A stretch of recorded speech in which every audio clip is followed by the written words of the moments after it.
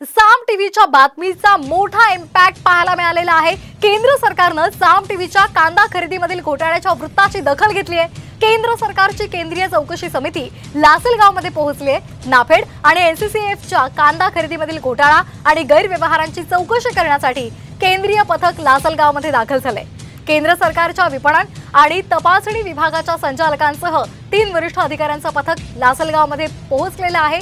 चौकशी केली जाते, तपासणी केली जाते। कांदा उत्पादक शेतकऱ्यांसंदर्भात त्यांच्यासोबत चर्चा करून नाफेड आणि एनसीसीएफच्या कांदा खरेदी संदर्भात ते माहिती जाणून घेत आहेत। ही एक्सक्लुझिव्ह दृश्य आपण पाहतोय साम टीव्हीच्या माध्यमातून। या संदर्भात अधिक माहिती घेऊयात आमचे प्रतिनिधी अभिजित सोनवणे यांच्याकडून। अभिजित, काय सध्याचे अपडेट्स?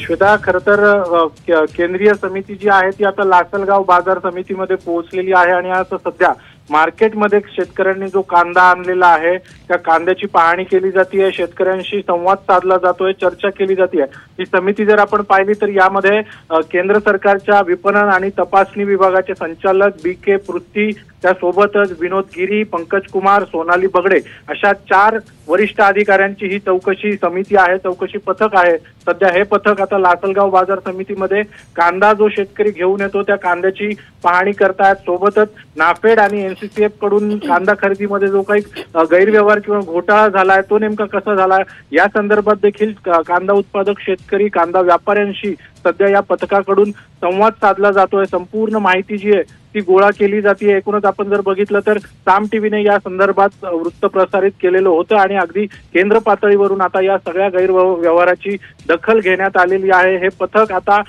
लासलगाव सोबतच नाशिक जिल्ह्यातल्या अन्य काही बाजार समित्यांमध्ये देखील जाऊन पाहणी करणार आहे, शेतकऱ्यांशी चर्चा करणार आहेत। शेतकऱ्यांच्या समस्या नेमक्या काय आहेत, त्यांचे प्रश्न नेमके काय आहे, कारण प्रामुख्याने शेतकऱ्यांशी चर्चा करून आता हे पथक नेमकं काय अहवाल देतं हे पाहणं महत्त्वाचं ठरणार आहे। धन्यवाद आपण दिलेल्या माहितीसाठी। दरम्यान नाशिकमध्ये एनसीसीएफची 1 लाख टन कांदा खरेदी संशयाच्या भोवऱ्यामध्ये आलेली आहे। व्यापारी आणि अधिकाऱ्यांच्या अभद्र युतीमधून नाशिक कोट्यवधींचा कांदा खरेदी घोटाळा झाल्याचा संशय व्यक्त केला जातोय। पाहुयात या संदर्भातला सामचा इन्व्हेस्टिगेशनचा रिपोर्ट।